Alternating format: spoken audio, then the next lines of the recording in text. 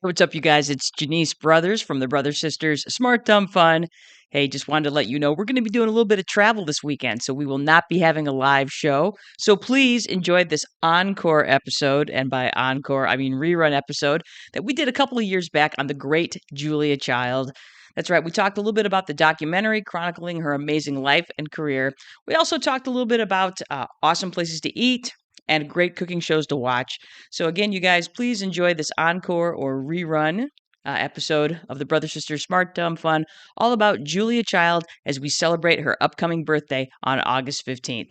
All right, you guys, peace out, and we'll see you next week. 3, 2, 1, jingle! Happy time has just begun. Brother, sister, smart, dumb, fun. Yeah!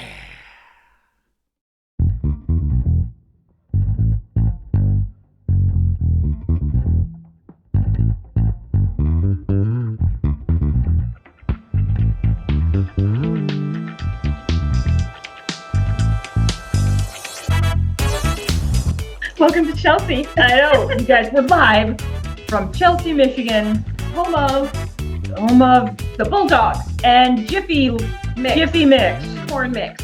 Yes. Yeah. Wait, isn't it? Aren't you guys state football champions? Yeah, of whatever Just football, conference of not Yeah. Super Bowl champion. no Other football champion. yeah, high school High school. of our size and Weight. I don't know. I didn't go to any of the games. That's all right. Shame. I know. I know, I right? work on Fridays. Friday night's my late night. Plus, I wouldn't have gone anyway. That's the truth. It's outside and it's cold. Did you watch any of the Speaking of that, we did not broadcast last week, you guys, because of the Super Bowl. Mhm. Did you watch the Super Bowl, Ann Brothers? No, because of sporting. Okay. And I don't really do sporting. Also, honestly, Duncan and I don't have cable. In fact, we don't even have a TV. We stream everything. And I was just like, that sounds like a lot of work for something I don't want to watch. So what did I watch instead? Oh, you know what I did? HBO Max right now has A Nightmare Alley, the Guillermo del Toro movie. So I watched that for the third time. There you go. It's amazing. That's okay, Ann. I watched the Super Bowl for both of us. At least I watched part of the Super Bowl for Mhm. both of us. I watched the first half. And I watched the all-important halftime show, Oh, very good. which I liked. I thought I was eating cookies. Sorry. Mhm. I actually really enjoyed the Super Bowl halftime show. I always thought hip hop was fun. I still do. A lot of people didn't like it or whatever, but I think if you're of a certain age, you're not going to enjoy that at all. So, sorry, old people, old white people. This was not your show. This show was not for you. But again, though, if you're going to have a Super Bowl in LA, Why You know. wouldn't you celebrate LA music? LA music, so you have, Snoop Dogg, LA, Dre, LA, Kendrick Lamar, LA, and then you got Mary J's from New York and Eminem's from Detroit. So There you go. I loved it. Mhm. Anyway, Yeah.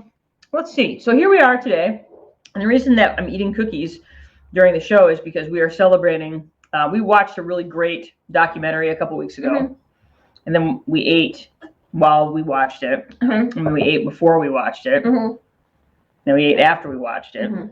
Surprisingly hungry the whole time. I know, it was weird. I Just know. never got full that day.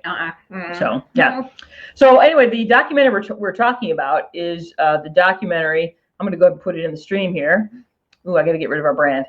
Hang on, I got to take the brand off. There it is. We're talking about the documentary Julia, which was released last year in 2021, that chronicles the awesomeness of Julia Child. So And of course, if you know anything about Julia Child, she was all about food. So what better way to celebrate and appreciate Julia by eating some food a lot of food. because she loved food.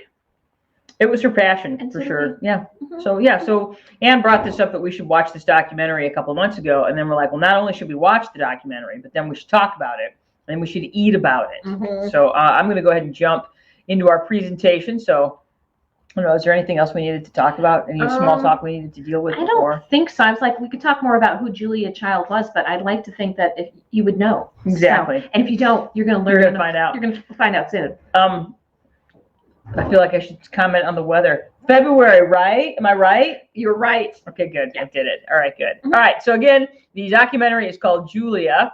Some stuff you should know about the documentary. There it is. You should know that this is a 2021 documentary. It was directed and produced by Julie Cohen and Betsy West. It discusses the life and impact of Julia Child on America's current food landscape. And I'll talk a little bit about that towards the end of the presentation. But if you spend any time on cable television or have any sort of streaming service, then you'll notice that a big bulk of those streaming services and cable television is dedicated towards some sort of food something.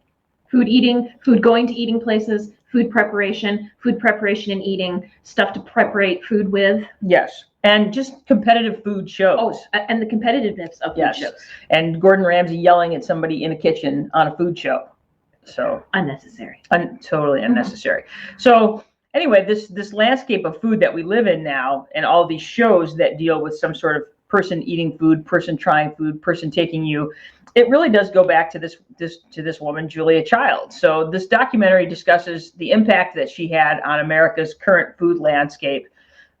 It's a really excellent history of what shaped her and kind of put her on the path of being America's first, really TV chef rock star. It shows this really amazing story, the amazing love story that she had with food and her husband, Paul. It's an inspiring look at the woman who changed the way we eat in America, and we'll talk about that in a minute. If you're looking to watch this, and I really think you should, because you totally should. I think everybody should watch this because it's really great. It's currently available to rent on Prime. It's $5.99 for a 48-hour rental, and it's worth it. It is, because last night when it was time for me to start writing up my portion of the slides, I was like, I had my notes, but I'm like, you know what? Screw it. I'm just going to rewatch it. So I rented it, rewatched it. So glad I did. Still absolutely amazing. Yeah, it's only like 90 minutes. So yeah, it is. So we're going to talk a little bit first about why this documentary is awesome. And would you like to take that? Well, I have a number of reasons, and most of them start with Julia is. Julie, one of the things they talk that's great about this is you get to see her tenacity, and she and her co-writer took 12 years to write this book, which is the mastering the art of French cooking. That's the copy of the book you see in the slide right now. Yep. So and there was no Facebook, there was no texting, there wasn't even a fax machine. So, and these two women, they did not live in the same place. So the back and forth between recipes, the trial and error of all these recipes. I mean, it took them over a decade to write this amazing book. And if you aren't truly passionate and tenacious, she would get her teeth into something, and that's what she would do. And she would do it until it got done. Another thing you get to experience in this documentary is Julia's curiosity.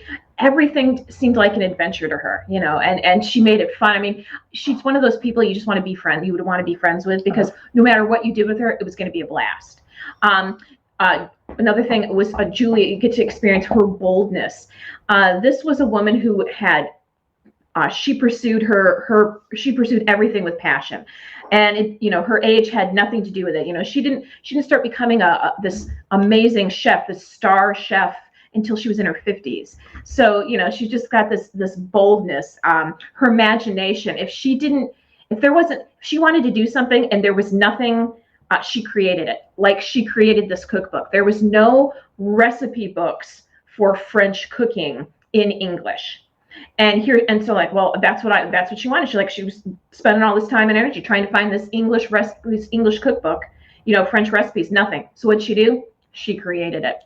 Her intelligence, she seemed to naturally understand that the best way to learn is by making mistakes. Was not afraid to make mistakes at all, and not afraid to make them publicly, which is amazing in this day and age where we all think we have to be perfect. She was amazingly adaptable, and both in her personal and public life. So I don't want to get too much because I don't want to spoil things, but she just rolled with the punches, or steamrolled things to make them work. It was amazing.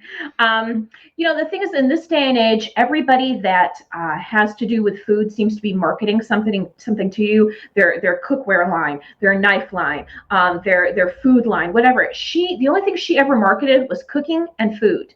That's all she marketed it. She didn't have a line of products, which in this day and age is amazing. It's unheard of. Another thing that I loved about this documentary is hi Katie, is the French rule, which means when you are served, you eat. Yeah, there's no waiting around for everybody else to get their food. You just eat. You just eat. I loved that. I loved permission to do that. Yeah. So these were all some of the reasons why I think the documentary is awesome. And I have some more. Yes, because this next slide was going to be why this documentary is not awesome. However, there's nothing about this documentary that's not awesome. So here's more things that are awesome about this documentary. Jenny? Well, I said, I think it's really great that there's many chefs throughout the documentary that comment that on Julia Child. Like we see Jacques Pepin, we see Ina Garten, we see, I can't think of his name, Samuelson. I can't think of his name. There's the Spanish chef. I can't think of his name either. Sorry, you guys. But I don't want to spoil everything. But just really, it just talks about her importance and what she brought to this country.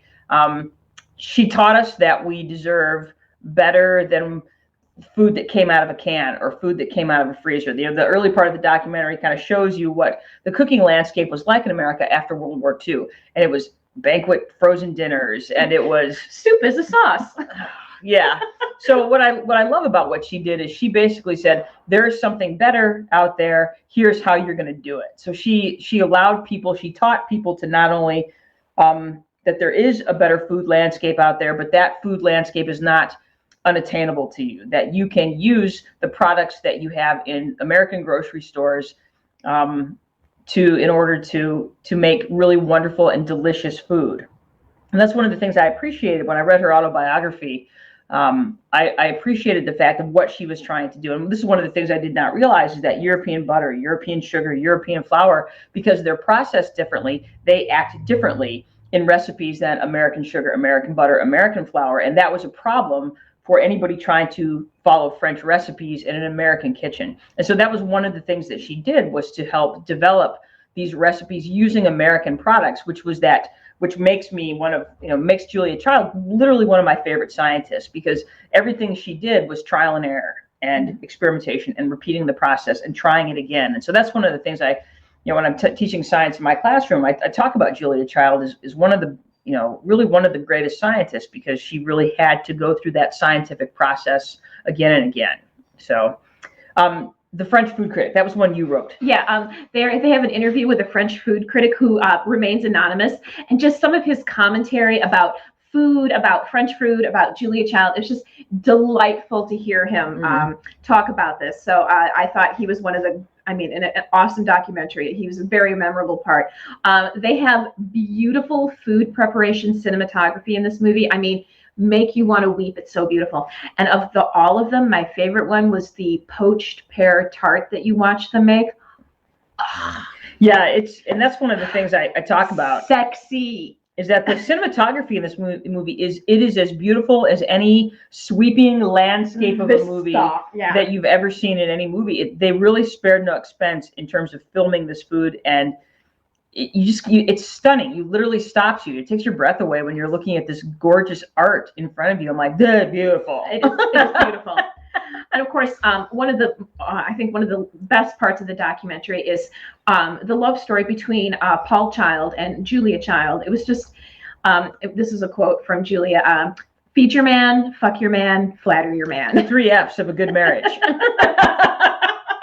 And their love story was just, he was 10 years older than she was when they met. He was not that enthusiastic about her. And you can see in his letters, they talk a lot about their letters, and they show you excerpts of their letters. And you can see him slowly falling in love with this remarkable woman. So it was just very, very touching. And then, of course, you get to know Paul Child as a man. And, he was, talk about the royal consort. Here he is with this woman who is not the queen of food. She is the empress. And he was so content to be there for her 100% in every way, shape, or form. And I thought that was a beautiful aspect of their relationship. Julia Child was pro-choice and adamant pro-choice. She's one of the first celebrities who came forward in any sort of like social movement and supported it, publicly supported. She also did that with AIDS. So she was one of the early proponents of that. So that was I thought that was really remarkable too. And again, how adaptable she was, how she could see things changing in her lifetime and how she needed to change and support what was coming. Of course, the cinematography. The cinematography was just ridiculous. Just amazing. So good. So amazing. Fun fact about Julia Child: at 6'2", she was the shortest of her siblings. So she had a sister and a brother, and the brother was 6'4", and her sister was 6'3", and then you had her sister was 6'5". Her sister was 6'5", her brother was 6'4", and then you had little Julia at 6'2". So yeah, that was a tall family. And yeah, this is at the end of this movie, the documentary, you'll get the feels for real. You will. Yep. You'll get all weepy. Yeah, even after I saw it the second time, I think I got a little bit more weepy the second time. Yeah, I totally cried. I cried, yeah. Like for real. Yeah. Yeah, because the story, I mean, when, they talk about Paul's death, Paul died before Julia, and just, like I said, you just get the feels. Yeah. It's nice. Yeah. You do. Yeah. And Paul was a photographer, so they have these awesome pictures of them, like in Valentine photos, that were hilarious. There's one with them in a bathtub and a bubble bath together. So wonderful. Adorbs. Adorbs. It's adorbs. Indeed. Yeah, so from start to finish, her story is remarkable. It's amazing how her life could have been really different, because she was, she was Southern California, Pasadena money. And the expectation is, because she was Southern California, Pasadena money, that she would be a homemaker for some other Southern California, Pasadena money. Mm-hmm. And the fact that she didn't want that, she went out, she went east, she went to Smith College. And the best thing that probably happened for her was World War II, because now she had, she joined the force, and she had a reason to leave, and that's what she did. And had that not happened, she probably would have ended up back as some banker's wife. Yeah. In Southern California. Yeah. Because that's what you did. And, one of the things that she learned from Paul Child was how little she knew. Mm-hmm. Here's this woman, she's incredibly well educated, she's wealthy, but was not in any way, shape, or form worldly. And so that's what that experience of being overseas and meeting Paul Child and starting to learn the world.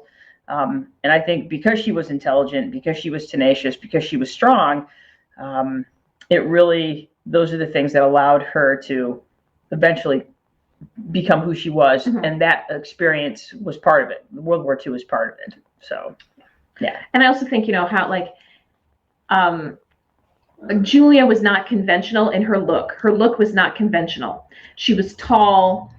She was attractive, but she wasn't pretty, quote unquote. And then I think because she wasn't conventional in her look, it gave her permission to not have to be conventional in other ways. Her passion for the new, for seeing the new, for experience. That all of that would have been should have been beat out of her a long time ago. But she was this. I think because she already wasn't conventional, why even try?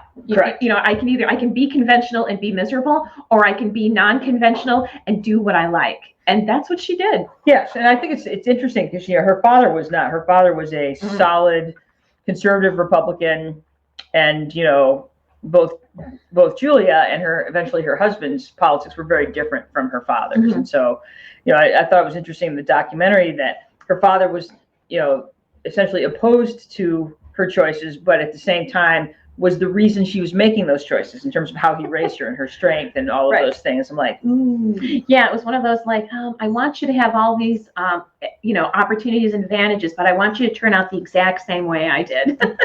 It just doesn't work. It doesn't work. And your takeaways from this documentary? One of the big takeaways for me, and I used to be a teacher, and one of the things that I heard from people, sometimes behind my back, sometimes to my face, was that those who can't teach. And I always thought that was very insulting, because it is. And what Julia demonstrates in what they demonstrate in this documentary about Julia was that she was constantly teaching people. And here she was, one of the best at what she did. And she was able to be such a good teacher because she was the best of what she did. So those who can teach, keep that in mind, people. That's right. That's right. So that was definitely one of my takeaways as well. And the other takeaway that I have is that there's no age at which you must stop pursuing your passions, and there's no age at which that you cannot start pursuing your passions. You know, one of the cool things about Julia Child is she got started relatively late on her cooking career. She was already past World War II. They had moved to France, and she was well into her late 30s, early 40s before she even started to pursue a cooking school. And then she was well into her 50s before she was even able to start, she was, I think, 52 when she started doing the television show in Boston. So it's like we've somehow decided as a society that unless you make it big by the time you're 27, that you somehow aren't allowed to pursue those things that you're passionate about anymore, or somehow not change your stripes or change your stars or whatever you're doing. And what she showed is that's not true at all. It's like, as long as, and even after, so she did her show until 73, then PBS kind of cut her loose because she was getting older, and that she just continued, she had different shows and different passions and different pursuits, and she wrote other books, and she still was iconic in America because of what she was doing, even though she was 70 or 75 or 80. And that's one of the things that I love about her, is that she wasn't going to let anybody dictate who she would become because of her age. Or really, I think it's funny too, is like when she was older and the landscape of food started to change in the 80s, when everything was like, sugar-free or fat-free. Oh, butter has so much fat. Now we all eat margarine because butter has so much fat. She never changed being a French chef. She was always a French chef. And her, if you want to eat this food, then eat this food. And if you want to cook this way, then cook this way. Don't let anybody tell you that, oh, it's too fattening, or, oh, there's too much sugar in it. I'm like, then just if this is what you love, then do this. Then do that. And that's very much how I feel as an eater. I don't like diet foods. I don't enjoy them. I don't like sugar-free stuff. If it means I have to eat a little bit less, then fine. I'll eat a little bit less, but I'm going to eat a little bit less of the things that are delicious to me. I'm not going to. I don't like to cheat myself. No, and neither did Julie. In fact, it was there was a number of people who commented that if she liked something on your plate, she ate it. Which I love. Oh, I'm just gonna have some of this. I'll just have some of that. So yeah, I have such respect for those things. The fact that she was an amazing teacher. In fact, I actually wrote a paper on her for when I was getting my master's in distance learning, because I felt like she was just really, in terms of early distance learning, I felt like Julia Child was a really great teacher and showed you that you could teach. You don't have to be in the same room to teach people. That if you have people on the other end of that are interested and motivated, then they can be taught. And I still 100% truly believe that. And so anyway, wrote a paper on her because why wouldn't I? Because why wouldn't you? All right. So how to watch this documentary? Because I know this may sound counterintuitive, but there's definitely a way you should watch this documentary. Because you'll be sad if you don't. You will be sad, and we don't want you to be sad. No, we want you to be happy. Exactly. Number one, watch while you're eating. Yes. So you don't want to be like, don't be doing other tasks. Don't be paying your bills or typing a paper when you're watching this. Pay close attention to what's happening, because you're going to want to, but do eat while you watch this. Yeah. So yeah, eat something. Yeah, you don't want to miss anything, because there's a lot. You certainly don't want to miss the cinematography, and they often flash like brief sentences of the letters that Paul and Julia wrote, and you do not want to miss those, because those are little gems. They are little gems, and if you're sitting there doing something, you're going to miss them. That's right. So it's a layered movie. The good news is that you can eat while watching. Watch. Because like right now, I'm going to demonstrate that with one of these delicious Girl Scout cookies. Speaking of Girl Scout cookies, shrinkflation, man. Shrinkflation. Look how tiny this box is. I paid $5 for that box of cookies. It's tiny. It's like half the size the boxes used to be. And the cookies are half the size as well. But no, I can still, oh Wow. Well, we better, I think I have a mouthful. Okay, no, be prepared to be awed, Mhm. inspired, Mhm. impressed, and Mhm. hungry, Mhm. even though you have eaten through the entire movie. I know. Because, I mean, all I want right now is some of that, the soul in butter and lemon sauce. Oh my gosh, I know. Who knew that watching people make fish could be so sexy? so sexy. I mean, just sensuously beautiful. Mhm. I don't want to call it food porn because pornography, there's a certain sloppiness about pornography, and this is not sloppy at all. This is Romantic. It is romantic. beautiful. It is. It's like, yeah, romantic and beautiful. Yeah. It's work. You should eat also before you watch this movie and immediately after you watch this movie. So Mhm. basically, just prepare yourself for about 4 hours of eating. Yes. Oh, and have some wine. You know, this movie made me wish that I liked wine. You know, and I'm so glad I like wine. Deb Carter, I'm going to throw that out to you if you're watching. Thanks for teaching me how to like wine. There you go. So thanks, Deb. Yeah. I appreciate you. Everybody, you know what other show we've been watching? I've been watching, Duncan and I, we've been watching Ozark. Okay. They're always drinking white wine in that movie. It's like, I wish I liked wine more. I'm like, Oh, look how cute they are drinking that wine. tell you. Mm. I know. Cute on Ozark drinking wine. Huh. I know, right? Yeah, how about that? So anyway, let's talk a little bit about some of the. So what we did, we made an afternoon of it. So we Ann and Duncan came to Kalamazoo. We charcuteried beforehand and during, and then we went out afterwards. So I thought we'd take a few minutes and kind of talk about some of these places in Kalamazoo. A little shout out to the awesomeness. Kalamazoo, if you've not been to Kalamazoo recently, and many people don't because I've described Kalamazoo many times as one of my favorite little dirty burgs, and it is. It's just this weird place. It's kind of dumpy and, you know. If you lived in Ypsilanti during the late 80s and 90s, Mhm. then already know what Kalamazoo is kind of like. And Kalamazoo is kind of like Ypsilanti was in 2008. So Yeah, and the thing is, but at the same time, it's like Kalamazoo is really working hard to improve, and it has a really great restaurant scene. And so we'll talk a little bit about that. But here's one of the places that we went to. It's this place called the Grazing Table. It's right on the corner of Burdick and I want to say South Street. And it's essentially a charcuterie place where you can go there and you can get various boards, have a drink, get a board that has all kinds of yummy stuff on it. This place is on our radar because when Joe and I bought our house in Kalamazoo, our realtor, Kim Toogood, by the way, if you're looking to buy or sell a house, Kim Toogood is the girl. So if you need more information, I'll DM you with information. But she got us a little housewarming gift of a box of stuff from the Grazing Table, and it is outstanding, so good. And so the picture you see here is some of the stuff that you get. They have cheeses, they have meats, they have fruit, they have delicious crackers, olives, and it was yummy. This little, I got like a little box, and then I put some other things together there, and they're super helpful and nice, and highly recommend it. So we ended up having this little plate of prosciutto and olives and salami and figs and grapes and blueberries and 4 kinds of cheeses, including a green chili cheese from Hatch, New Mexico, that was divine. So good.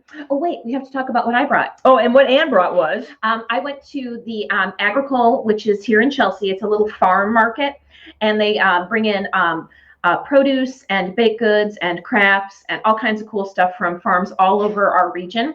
And so I got croissants from Crust, which is a bakery up in Fenton. Very good. Considered the best. Crust is actually considered the best bakery in the state of Michigan. And it is really good. Which is a bold claim. It is bold, but yeah, honestly, it's my favorite. Super good. And then I found some blueberry lavender jam, which just sounded so French. It's super yummy too. So I brought that. So that's what we had. Yeah, so we had croissant, we had charcuterie to start, and then afterwards, we went to a place called Principal Food and Drink, which is right on the Kalamazoo Mall, which is right next door to Gazelle, which is the running store right on the mall as well. And it's really an excellent little restaurant. So, Ann, what did you have at Principal Food and Drink? At Principal Food, I can't remember the cocktail I had. I just remember it was beautiful, and it was a little on the more bitter side, so it wasn't super sweet, but it came in a lovely glass. It was kind of this burgundy color. It was beautiful, and I drank the whole thing. I can't remember what was in it. I think some tequila, because I really like tequila. It was a tequila drink. It was a tequila drink, because I usually order those. I also remember it was good. Don't remember the name of it, but I was really, oh my gosh, I got to sit so that I was facing the bar, and it was like mixology heaven. I mean, Mhm. these people were serious. The bar is for real there. For reals. So, and then actually we had this cheese for our appetizer. Gosh, I can't remember the name of it now, but it's like this cheese that you grill and it's It's kind the of cheese. It's the cheese that starts with an H. Yeah. Like a how do you? Yeah, Duncan. Duncan, what's the name of that cheese? I think he went back outside. Okay, sorry. I don't know. Anyway, but I had the roasted chicken and with twice baked potatoes, which I love, and then I had this sort of Brussels sprout. Oh, Duncan, what was the name of that cheese that we had at Principal in Kalamazoo? The cheese that they grill. It's kind of bouncy and yummy. It was basically, Homily. homely. Yeah. Homely cheese. See, I didn't remember Yes. it. So very good. Now, the nice thing about a place like this is that they're not afraid to serve dark meat. So I had the half roasted chicken, but it came with dark and light meat, and I love dark meat chicken. Dark meat's where the flavor is. It's where the flavor was. So I like it when they're not afraid to do that, which just means they know what they're doing. So that's what I had. I had the roasted chicken with the twice baked potatoes, and then this a Brussels sprout kind of vegetable thing that was so good. It was delicious. I didn't eat it all. I took the rest home for lunch the next day. I was very happy. Good job, Ann Brothers. Thank you. I had the flank steak served medium because I'm not a heathen. What is that line from? What's that line from 30 Rock? What am I, a farmer? No. Oh, an aristocrat. So no, I had the flank steak medium, and it comes with little crispy haystack onions, and it's on a bed of a horseradish cream, which was delicious. And I had little potato croquettes that went with that. Which, if you've never had potato croquettes, they literally should be served with everything. No more fries, just potato croquettes. Duncan had the same thing. He thought it was very So good. good. And then I had a very expertly crafted old fashioned with Maker's Mark. That may have been the best I've had in the city of Kalamazoo. And I've been trying them all over Kalamazoo. In fact, I had 2 because the rule with old fashions is that 1 is not enough and 3 is too many. So there. So the sweet spot. And we walked there, so that was good. See, too. totally. We totally walked there. And then we had all the desserts. I'm not kidding. We ordered all of There them. was like 2 we didn't get, but they were like ice cream based. That Yeah. I wasn't. It's like, Yeah. oh, try which sorbet do you want? I was like, none of them. Sorbet, gross. Yeah. Yeah. None of them. So yeah, we each got a chocolate pudding, which was delicious, and then we split the little coffee cake, which is this delicious almondy Eggnog. It was an Eggnog. eggnog coffee cake. And then Joe got the peanut butter banana split, and we had some of that as well, which was so good. It was very good. Yeah. So overall, excellent meal. I can see why Principal is one of those places that consistently pops it up at the top of the restaurants in Kalamazoo. And then there's one like literally next door, Rustica, which is another European style restaurant. So that's next on the list. So we did really want to go to a French restaurant, but Kalamazoo doesn't really have a traditional French restaurant. So we did find us one in Detroit. So we're going to go there sometime this spring. Well, maybe we should go when we do that tour in April. oh, good idea, because I got to do that. save up for that. Yes, me too. Yeah, and in the past I've gotten really spoiled with French restaurants because Denver had an outstanding French restaurant for years called Le Central. Unfortunately, it closed. I want to say 5 or 6 years ago. The people that owned it retired, and they sold their building for just a dump truck full of money. So good for them. But what was great about Le Central is that it was very affordable. You could spend $30 and get just an absolutely fantastic meal that included hors d'oeuvres, drinks, and dessert for $30 Yeah, the French restaurant in Detroit is like $30 for one thing. For one part of it. And then when we were living in Wisconsin, we were not that far from the Twin Cities, and so there was a really great French restaurant in St. Paul called Meritage, which again very affordable, just a really cool hip place, delicious frites and mussels. So frites, y'all. So again, if you're looking for a nice place to take people from out of town, you want to show them a good time, take them to Principal. It's really excellent. So that's what we did after watching. So one of the things that kind of got me started, I've always loved to eat, but one of the things that really got me started in, I would say, finer dining was I started watching Top Chef in about 2006. And I got hooked. And one of the things I liked with that show is that not only was it a really interesting cooking competition, but I learned a lot about what fine dining meant. I really didn't know what that meant. And so what was cool was learning some of these techniques and some of these ideas that that you see that takes dining from one level to the next. And so I really just got an appreciation for what it takes to cook, what that means, and what it means to cook and eat, and technique and flavor profiles. And so I just kind of got sort of obsessed with that starting about 15 years ago. And then I started watching more cooking shows. So if you're interested in learning more about cooking, these are some, I would say, worthwhile shows today that are not super. There's a lot of really bad cooking shows on television. They're like the Hell's Kitchen, where Gordon Ramsay yells at everybody, or they have these terrible people that are doing terrible things. I don't love the show Chopped, because I always feel like there's a lot of gimmicky stuff that goes into that. There's nothing gimmicky about these programs. So Iron Chef and Iron Chef America, which is probably the granddaddy of all cooking shows. It was originally a Japanese show that started up in like 93. And then slowly but surely that kind of got picked up in America, and you ended up with something called Iron Chef America, which is a cooking competition show. But again, pretty cool show. They basically give them just tons of ingredients to use, or they focus on a single ingredient, and then you get to watch chefs kind of figure out how they want to present that food, in what way, shape, or form. And I really like that, because even though they're working against the clock, you see some really interesting technique, some really interesting creativity. There's no yelling or screaming or calling each other names, or it's just, this is what you have, this is how much time you have, now make something amazing for make a 4-course meal that's amazing. Top Chef, like I said, is probably the first, I would say, that is the cooking competition show that has paved the way for other cooking competition shows. Chopped was born directly from Top Chef, because Ted Allen, who is the host of Chopped now, used to be a judge on Top Chef, so that was kind of born from that. As far as if you would like to learn something about cooking, then watch The Barefoot Contessa. That's Ina Garten. She does I think, one of the best jobs of all of the how to make stuff TV chefs, because she does her entire recipes. She doesn't leave things out. Paula Deen leaves things out, so you'll buy her recipe book. Naughty. But Ina Garten doesn't. She will take you from start to end, all the way. She'll take you shopping. She'll bring it into the kitchen. She'll show you how to prepare it. She'll show you how to serve it. I want to be one of her friends so bad. I know, because she's always like, she lives in the Hamptons. And so she's always like going to these really nice places to shop for her ingredients. And then she makes these beautiful things. And then she invites like her neighbors over, and they'll like have some sort of, cookout on the beach or something like ridiculous. And I just want to be your friend so much. I know. Call us. I know. Text. Insta tweet me. Whatever. Love you. I'll do the dishes. No, like the first time a number of Thanksgivings ago, I wanted to learn how to do a turkey. And she did a Thanksgiving special, so I learned how to cook a turkey. I mean, really cook a turkey from Ina Garten. Wow, I'm impressed. I know. I'm impressed. And also, you actually who know, I forgot to put him on the list here, is Alton Brown. You see him a lot on the cooking channel. He does a really great historical show. So like he'll do his show and he'll have certain things, but then he'll take you through some of the history of that, which is super interesting. So Alton Brown. The Great British Baking Show.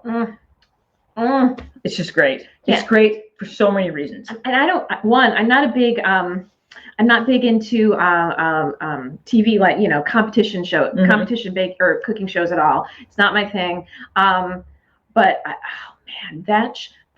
what did you say? The English are just better than us? They're just better than us. The English are better. And that show is more proof that the English are just better than us. It's just beautiful, amazing. And they're all amateurs. Everybody there is an amateur. I'm like, nobody's making like brownies or cookie dough, serving it in it like it's ice cream. No, and there's reasons to love the Great British Baking Show. Because they make some really delicious products, really cool stuff, but it just kind of restores your faith in humanity a little bit. Yeah, I mean, they're competing for a cake stand. Yeah, they're competing for a cake stand and some flowers, and they help each other. There's nobody sabotaging. There's nobody calling anybody bad names. They're not interviewing somebody in between takes and they're like, oh, I think they have the worst stuff. Nothing like that at all. No, they're like, I didn't do very well today. I'm going to have to call my mom and tell her that I got cut. And they were just, oh, God. And then, of course, it all takes place in this beautiful English countryside. I know. You just want to eat the whole thing. Totally. Anyway, and whenever you're feeling stressed out or sad, watch the Great British Baking Show. Trust me. Yeah. And then Even if you don't like to bake, because my friend Dawn, I told her about it, she's like, well, I don't really like to bake. I'm like, Doesn't I don't matter. either. It doesn't matter. doesn't matter. She and her daughter got hooked up. Totally. Mhm. I was going to go back to Top Chef. If you're going to watch, because you can stream Top Chef, and there's like 16 seasons of Top Chef. Let me just tell you right now, the two most worthwhile seasons are season 4, where we have Stephanie Izard ends up winning that season. Sorry, spoiler alert. She has a number of really great restaurants in Chicago. If you happen to be in Chicago, go to the Girl and the Goat. That's Stephanie Izard's restaurant. And then there's the Little Goat, which is her little diner across the street from there. Both worthwhile. Mhm. And then season 5 gives us Carla Hall, who is the greatest Top Chef contestant ever. She never won. She came close. She's amazing. She's amazing, and she really has turned Top Chef, losing on Top Chef, into just being sort of iconic now in terms of an African American woman, who is just a juggernaut. Have you ever seen her talk about her grandma's cornbread? Yes, and she's just funny. The woman is just funny, hilariously funny. Talking about this cornbread her grandma would make, and oh gosh, Yeah. it's so funny. She's amazing. Yeah. So if you ever want to know who Carla Hall is, just a believer. She's just a reason to believe in food is being awesome. Classically trained French chef, and just really hilarious, awesome woman. And then the nice thing is that if you want to watch episodes of The French Chef, which is Julia Child's original cooking show, you can watch it. You can find little snippets of it on YouTube. PBS has all of it, so you can actually get if you want to spend a little money on PBS's streaming service. It's not very expensive. It's like $2.99 a month, I think. And then if you want to, you can watch all of the episodes of The French Chef on PBS. So yeah. So if you're into it, and again, there's just, and people have their favorites. There's the Pioneer Woman. There's Bobby Flay. There's the one chick that does the one stuff and the couple that does their stuff. I mean, there literally is just like so many choices for cooking shows. This would just happen to be a list of favorites for me, but there's a bunch.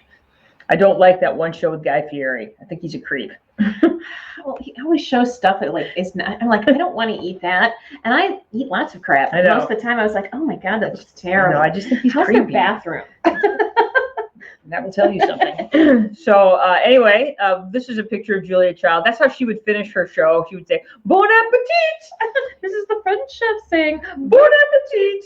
So this picture is the Chicken Sisters. That's what she's showing you, all the different types of chickens that you can cook. yeah, the roaster, the broiler, The fryer. Woman was amazing. She was amazing. Yeah. So there you go.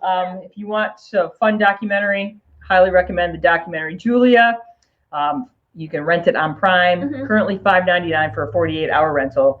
And if you just want to feel good at the end of it, just watch this. It's a feel-good documentary. Right. No, you feel Yeah. you feel better. You feel better when you're done. You're just like, that was totally worthwhile. It's worth your time. So yeah. Anyway, thank you, Julia. Thank you for teaching us to eat. You can still buy, like I said, her cookbook was Mastering the Art of French Cooking. You can still buy that book on Amazon. You It can. is, like, if you want a signed first edition, they run about $7,000.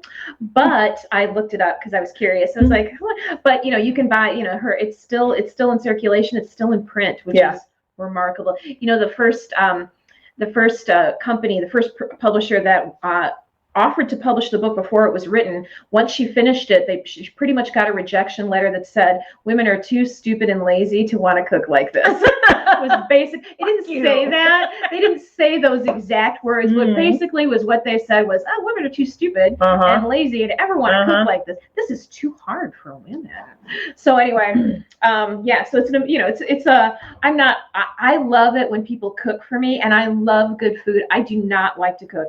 Duncan says I'm good at it, but I don't like to do it. I love to cook. And Jenny does. So I mean, I would just have the book just so I could see, so I could, because I think it's an amazing piece of work is what it is. It's amazing. And if you have anybody in your life that cooks or like really loves to cook or really loves cookbooks, I say go out and find a halfway decent copy and present it to them, because it's just, even if nothing else, some of the recipes you'd never want to do, like you never want to boil down calves hooves so that you can make gelatin. Nobody wants to do that. What's that? Aspic. That's it. Nobody. Oh. But she also teaches you how to poach an egg. And how to cook mushrooms. And bouffe bourguignon.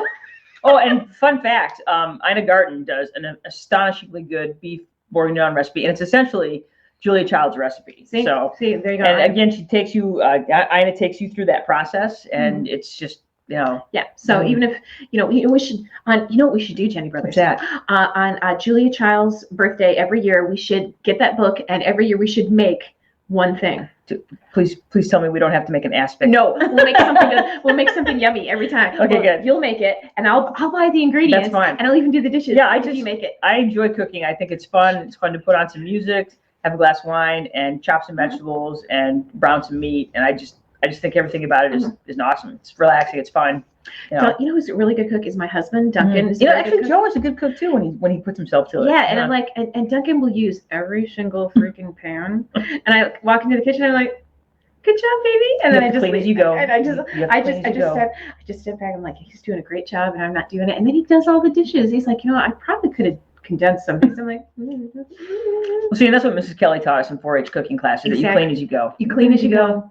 Exactly. Because Luke's like, you always clean as you go. And I'm like, yeah, because I was in 4-H. That's what we did. That's what Miss Kelly taught me. Especially if you have a small kitchen space, you gotta clean as you go. Gotta clean as you go. And you don't have to use every. You'd be amazed at how many times you can reuse a bowl.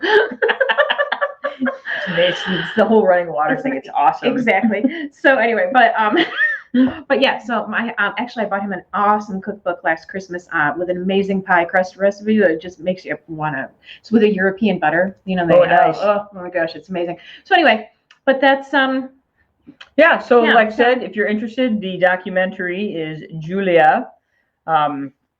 Get it on Prime. Mhm. Enjoy yourself. Go eat Mhm. something yummy. And again, I'm not going to judge what you eat. You eat whatever you want. If you want to Exactly. sit down and watch Julia and eat some Twinkies, do it. you do it. Yes. Passion. Passion. Pursue your passions. That's right. Some wine and some cheese. And some cheese and some Twinkies. I Whatever. need to get into more some white wine. It's probably not a good thing. I don't love. I actually don't love white wine. I really like I'd red rather wine. drink white wine. I like the dryness of it. It's more, I'm not a big. If my in-laws, they always used to buy Fishtown, which is a white wine that's produced in Michigan here, Yeah. and it's very good. It's a really good. You put it in the freezer and let it chill. So maybe it's not good. Again, there is, again, taste in anything is relative. Mhm. So, Yeah. that's your taste. Enjoy it. Oh. So, look, there's a kitty. There's a kitty. This episode has a kitty. This is Say hi to everybody. this is Cuckoo cool. Kitty. This is cool. He's so sweet. His fur is all warm He because is. he's in the sun. Oh. All right, you guys, have a great. We'll be back. What are we talking about next time? I don't know. What should we talk about? I Should don't we know. talk about our 80s? song? Yes. Okay. Let's so do that. I'm gonna go ahead and throw this out there, Mhm. and then we're gonna have music experts Jim and Tammy come on with us. I don't know if they know that yet, so if you guys watch this, just know you're gonna be on soon. Yeah. The question is, and I don't even know if we can do this. I don't know either. This is a hard one. What is the one song One. that is the most 80s song of all of the 80s? You get one. There's only one.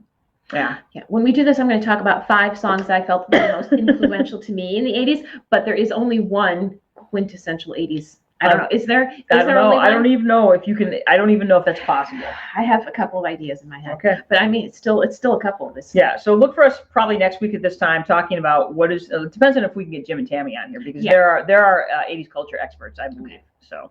All right. Anyway, you guys, enjoy your Sunday. Have a great week.